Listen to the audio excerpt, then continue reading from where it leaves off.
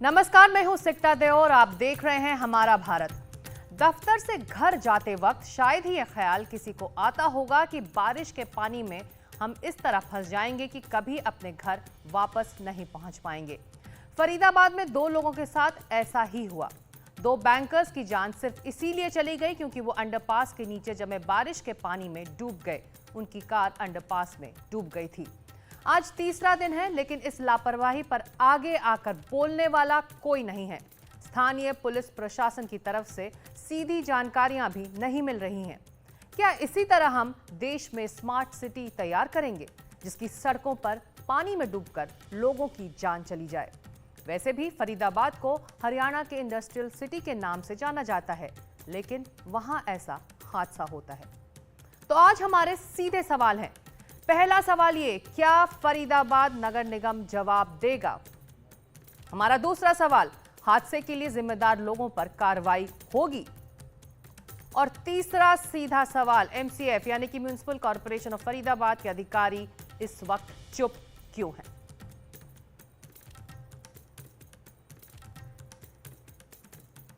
तो फरीदाबाद में शुक्रवार की रात एक बैंकर और एक कैशियर अंडरपास में जमा पानी में इस तरह फंसे कि कभी निकल ही नहीं पाए। 2 जान के बाद भी लापरवाही की जिम्मेदारी लेने वाला कोई नहीं।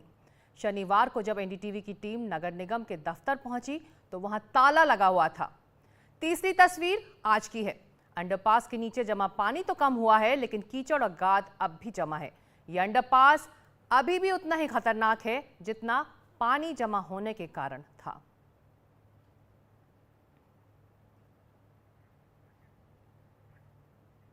तो फरीदाबाद में शुक्रवार को हादसा होता है। 2 बैंकर्स की डूबकर मौत हो जाती है। उसके बाद 2 दिन लग जाते हैं अंडरपास से पानी साफ होने में, लेकिन अभी तक ना फरीदाबाद नगर निगम जागा है, ना ही वहां की कोई अधिकारी बात करने को तैयार। एनडीटीवी की टीम ने वहां लोगों से बात की तो सामने आया कि पहला मामला नहीं है। इस अंडरपास में पहले भी लोगों की मौत हो चुकी है। हमारी ये ग्राउंड रिपोर्ट।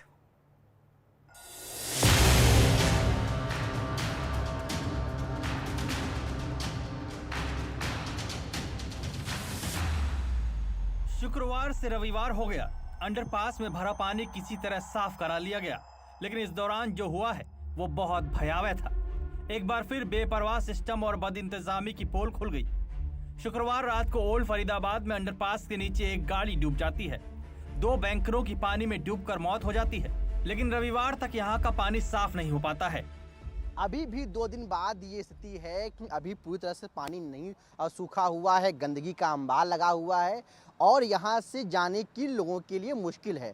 और ये कोई पहली बार ये नहीं हुआ है।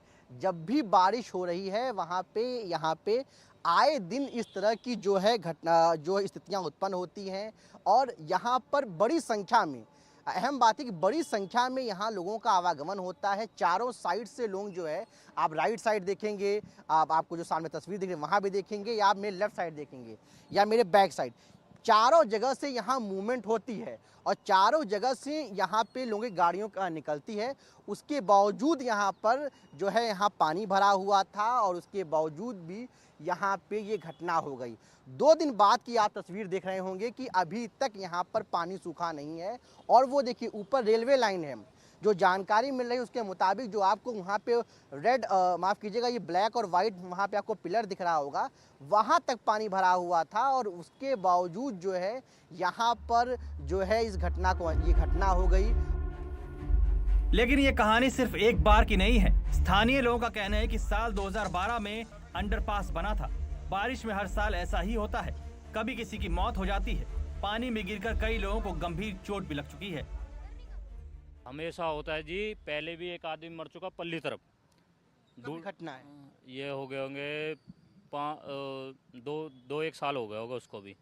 पल्ली तरफ ड्यूटी करके आ रहा था वो, बस ड्राइवर था, खाना खाने के लिए आ रहा था, ऊपर से पार कर रहा था, पैर फिसल के नीचे गिर गया, फुटपाथ में पत्थर से लगा, खत्म हो गया। अंडरपास को या तो बंद करा जाए, क्योंकि ये पहली मौत नहीं है इसमें। इसमें कम से कम 8वीं 10वीं मौत हुई है इस अंडरपास में। ये हाईलाइट इसलिए हो गई क्योंकि ये बड़ी गाड़ी डूबी है इसमें। नहीं 8वीं 10वीं कब से ये, मतलब ये पूरा वाक्य कब बना? ये 2012 से बना हुआ है। जब भी इसमें पानी, हाई बारिश होगी तो पानी भरना, यहाँ तक पानी भर जाएगा। क्यों भर इसलिए जाता है क्योंकि जो सेक्टर का पूरा पानी है ना, वो घूम के यहीं आ रहा है पानी, यहाँ का पूरा पानी यहीं आ रहा है। जो LNT ने काम करा है ना, यहाँ LNT ने काम करा, वो पानी वहाँ जाने के लिए बोला था कि वहाँ जाएगा बड़गल झील में। LNT का कहीं से कहाँ पानी रुका हुआ है, जो पानी अब जा नहीं रहा है यहाँ से। वो पानी पार्क में जाता है, घूम के वापस इसी में आ जाता है। कहाँ से इसका flow मेन करे? टॉपिक ये है कि या इसमें किसी प्रशासन किसी की गलती है, इसमें इंजीनियर्स की गलती है। इसको इस तरीके से बनाया गया है कि इसका कोई समाधान ही नहीं है, इसमें पानी आना ही आना है। अंडरपास में लाइट तक नहीं है। लोगों का कहना है कि बैंकरों की गाड़ी डूबने से करीब 2 घंटे पहले भी एक लड़की की कार फंस गई थी, लेकिन स्थानीय लोगों ने मिलकर उसे बचा लिया। लोगों का कहना है कि नगर निगम कुछ नहीं सुनता। हमने यहाँ सफाई करना है, तुमसे बोला या तो इसका समाधान कर दो, वरना इसे बंद करवा दो। हमारे गांव के बुजुर्ग है यार, बुजुर्ग बोल ही तो सकते हैं, अब इसमें आगे काम तो MCF करेंगे। के जो कमिश्नर है, वरिष्ठ अधिकारी, उनसे कभी आप लोग मिले? 2-3 बार मिले भी है, वैसे तो बहुत मुद्दों पे मिले हैं हमें कि यहाँ कभी ओवरफ्लो हो जाते हैं पानी, फिर इसमें आ जाता है। वहाँ का पानी ओवरफ्लो भी हो जाता है। वहाँ का संत नगर है, यहाँ का ओवरफ्लो पानी अब अभी रिपोर्टिंग कर रहे हैं, उसके बाद भी आना, कभी भी कंटिन्यूस में पानी चलता रहेगा वहाँ का पानी। इस अंडरपास के रखरखाव का जिम्मा फरीदाबाद नगर निगम का है, लेकिन नगर निगम की तरफ से अभी तक कोई बयान नहीं आया। हमारी टीम शनिवार को भी दफ्तर पहुंची, रविवार को भी दफ्तर पहुंची, लेकिन गेट पर ताला लगा हुआ मिला। किसी भी अधिकारी ने फोन तक नहीं उठाया।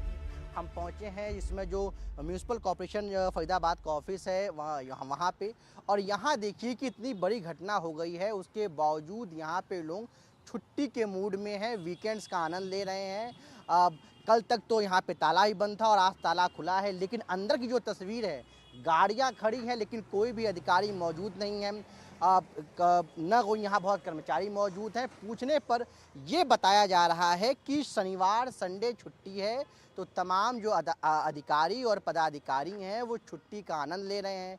कमिश्नर जो मैडम यहाँ पे हैं वो फ़ोन नहीं उठा रही हैं और उनको लेकर भी कोई जानकारी नहीं है। जो यहाँ से जुड़े लोग हैं उनका ये कहना है कि छुट्टी के टाइम पे मैडम से जल्दी मुलाकात नहीं हो पाती है, और एक जो सबसे अहम चीज़ है कि पास में ही उनका कैंप ऑफिस है, लेकिन जो बताया जा रहा है कि वो वहाँ पे कम समय ही रहती हैं, वो अधिकतर दिल्ली रहती हैं।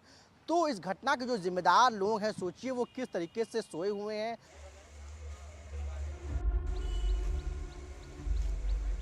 शनिवार और रविवार छुट्टी का दिन होता है, लेकिन सवाल यह है कि इतना भयंकर हादसा हो जाता है तो क्या किसी अधिकारी को नहीं पहुंचना चाहिए था? सवाल ये भी है कि आखिर कब तक हादसों पर आंख मूंद ली जाएगी, कब तक चुप्पी साधी जाएगी और कब तक लोग ऐसे ही बेमौत मरते रहेंगे। फरीदाबाद से पल्लव मिश्रा, NDTV इंडिया। तो शुक्रवार की रात यह घटना हुई है, उस समय के क्या हालात थे? कुछ तस्वीरें हमारे पास हैं जो हम आपको दिखा रहे हैं। आप देख सकते हैं कि कैसे अंडरपास में पानी शुक्रवार की रात भरा हुआ था। बैंकर्स की गाड़ी इसी पानी में फंस गई और जब रेस्क्यू ऑपरेशन शुरू हुआ तो तमाम तरह की दिक्कतें लोगों के सामने आने लगी। अंडरपास में लाइट नहीं थी, फिर गाड़ियों की लाइट जलाई गई और रस्सी से बांधकर गाड़ी बाहर खींची गई।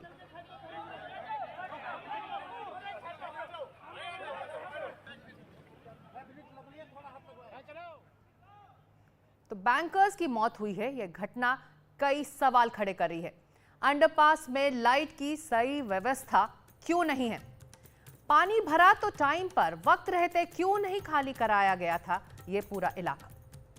अंडरपास में बैरिकेडिंग क्यों नहीं लगाए गए थे? और साथ ही फरीदाबाद नगर निगम कब इन सारे मामलों पर अपना जवाब देगा?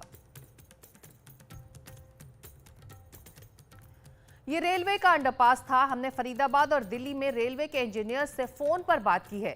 उन्होंने अपने नाम तो नहीं बताए, लेकिन दिल्ली में जिनसे हमने बात की उन्होंने कहा कि मैं छुट्टी से लौटा हूं, पता करता हूं कि क्या हुआ था आखिर उस रात। जी सर, मैं पल्लव बोल रहा हूँ। सर, ये जानकारी चाहिए थी आपसे कि ये जो दिल्ली से बोल रहे हैं। हाँ, दिल्ली से।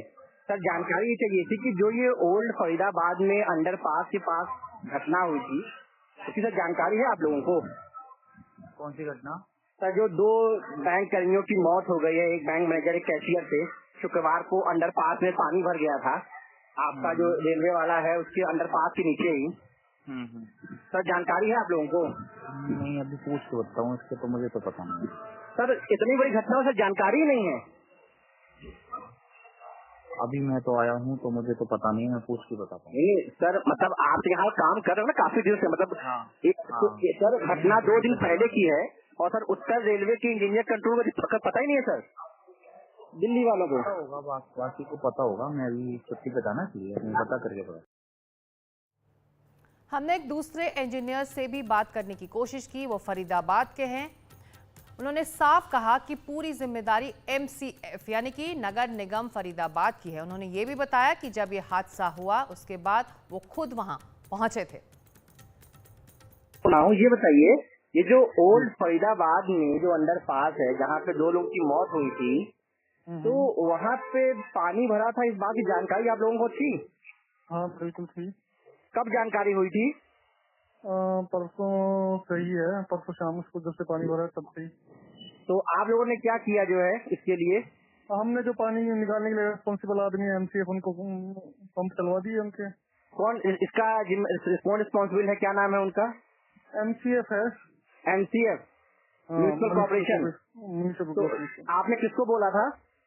वही पंप ऑपरेटर जो रहते हैं इनके। Pump operator. भाई साहब यहाँ इतना पानी भरा रहता है, ये आए दिन की घटना है और 2 लोगों की मौत हो गई, आपको जानकारी है? बिल्कुल जानकारी है, अब उनकी बॉडी निकलवाने के टाइम पे मैं मौजूद था वहाँ पे। आप मौजूद थे? क्या नाम है आपका? मेरा नाम जो भी है चलो। नहीं लेकिन सर ये अगर यहाँ पे न कोई बैरिकेडिंग लगाई गई थी, अगर पानी भरा था। बैरिकेडिंग देखो लगाने का मेरा काम नहीं है, वो देखो मेंटेनेंस उसका है MCF के पास। तो ट्रैफिक पुलिस लगाए बैरिकेडिंग, तो मैं तो इतना ही कर सकता हूँ क्योंकि उसमें देखो हमने अपना नंबर सिर्फ इसलिए लिख रखा है ताकि रेल की बदनामी ना हो। इसकी अल्टीमेट रेस्पॉन्सिबिलिटी MCF की है। अच्छा, तो आपको लगता है कि जो यहाँ हुई है उसका जिम्मेदार MCF है ना? एग्जैक्टली MCF है, सब कुछ उनकी लिखित में रेस्पॉन्सिबिलिटी है उनकी। उन्होंने MOU साइन हुआ रेलवे के साथ बनने से पहले इसके। तो DC Faridabad, MCF commissioner Faridabad, Hooda, सब लोगों ने रेस्पॉन्सिबिलिटी ली है कि इसकी ड्रेनेज और उसका अरेंजमेंट सब हम करेंगे, इसको मेंटेन हम करेंगे। जानकारी सभी को है लेकिन जिम्मेदारी लेने वाला कोई नहीं। और अब सीधे चलते हैं उत्तर प्रदेश के मेरठ, जहां तेज बारिश की वजह से एक दर्दनाक हादसा हो गया है। 3 मंजिला इमारत वहां ढह गई। एक ही घर के 4 परिवार तबाह हो गए हैं। 10 लोगों की मौत हो गई है। कहर बनकर बरसी बारिश। 3 मंजिला इमारत भरभरा कर गिरी। 10 लोगों की मौत। इस इलाके में मातम पसरा है। ऐसा हादसा हुआ है जिसने कई परिवार बर्बाद कर दिए हैं। शनिवार रात बारिश ऐसी बरसी कि 3 मंजिला एक इमारत ढह गई। एक ही परिवार के करीब 15 लोग दब गए। रेस्क्यू ऑपरेशन शुरू हुआ तो एक के बाद एक शव निकलते गए। हादसे ने 10 लोगों की जान ले ली। मृतकों में 5 बच्चे हैं और 5 बालिग लोग भी हैं। इस वक्त मैं आपको तस्वीर दिखा रहा हूँ। यहाँ पर जो पहला मंजिला यानी कि ग्राउंड फ्लोर का जो मकान था, वहाँ पर तबेला था जहाँ पर डेयरी का काम किया जाता था। इसी घर में इन भैंसों को रखा जाता था। तस्वीरों में आपको मैं दिखा रहा हूँ। फिलहाल एक भैंस का शव यहाँ से निकाला गया है। कुछ क्रेन्स यहाँ पर इस वक्त मौजूद है। लगातार जो रेस्क्यू ऑपरेशंस हैं वो किए जा रहे हैं। ऐसे में फ़िलहाल अभी तक यहाँ पर जो NDRF की और SDRF की टीम है, उन्होंने रेस्क्यू ऑपरेशन के तहत यहाँ पर 15 लोगों को बाहर निकाला है। सभी लोग एक ही परिवार के थे और जिसमें से अभी तक 10 लोगों की मौत हो चुकी है। बाकी के 5 लोगों को अस्पताल में उनका इलाज चल रहा है। ये घटना शहर के जाकिर कॉलोनी इलाके की है। घर में मौजूद लोगों को भागने का मौका तक नहीं मिला।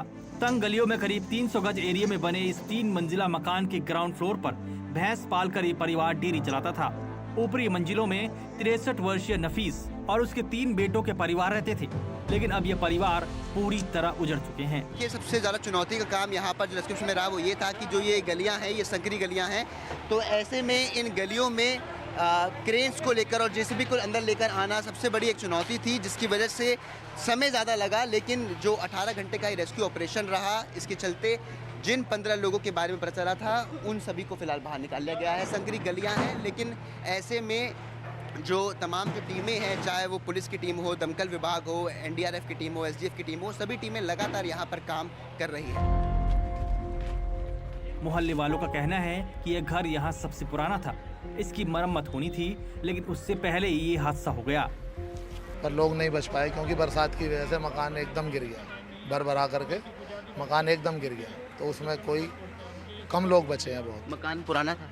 मकान मतलब ना ज़्यादा पुराना था ना ज़्यादा नया था। पर मरम्मत की जरूरत थी क्या? मरम्मत की ज़रूरत हो भी सकती है, मैंने उस टाइम पे नहीं देखा था, पर यह है कि ऐसा नहीं था कि गिराव हो, है ना। वो बरसात रेगुलर पड़ी है, तो इस वजह से पानी जो है ये बरसात हल्की हल्की वाली पड़ी है, तो उससे पानी अंदर तक जाता है, वो उससे डैमेज हो गया। ये सब गरीब कमज़ोर बस्ती है, पिछड़ी जाति से तमाम लोग रहते हैं यहाँ पर, और मलिन बस्ती है ये। पहले गरीब आदमी 3 बार मकान बनाता, फिर छोटा सा बनाता, फिर ऊपर बनाता, फिर ऊपर बनाता, लेकिन ये बहुत बड़ा हादसा है और तमाम पूरा शहर इसमें शोक में डूबा हुआ है। बताया जा रहा है कि सूचना मिलते ही आसपास के लोग, प्रशासनिक अमला सब पहुंच गया, लेकिन मलबा बहुत ज्यादा था। इमारत में इस्तेमाल भारी लैंटरों के चलते मलबा हटाने में भी दिक्कत आई। एक हादसे ने पूरे परिवार को उजाड़ दिया। मेरठ से शुभांग सिंह, एनडीटीवी इंडिया। जवाबदेही और जिम्मेदारी ये तय करना इस वक्त जरूरी है। हमारा भारत में वक्त एक छोटे से ब्रेक का है। ब्रेक के बाद देखेंगे कि कैसे शिमला संजौली से निकलकर मस्जिद विवाद हिमाचल प्रदेश के दूसरे जिलों में भी फैल गया है।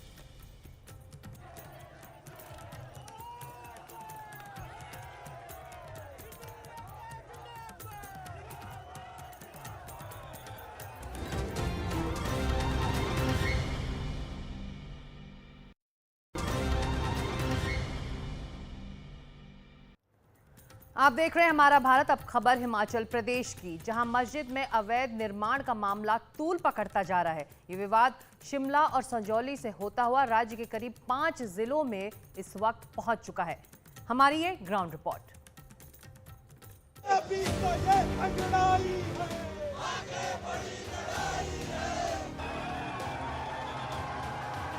हिमाचल प्रदेश की मस्जिदों में अवैध निर्माण को लेकर जगह जगह प्रदर्शन हो रहे हैं।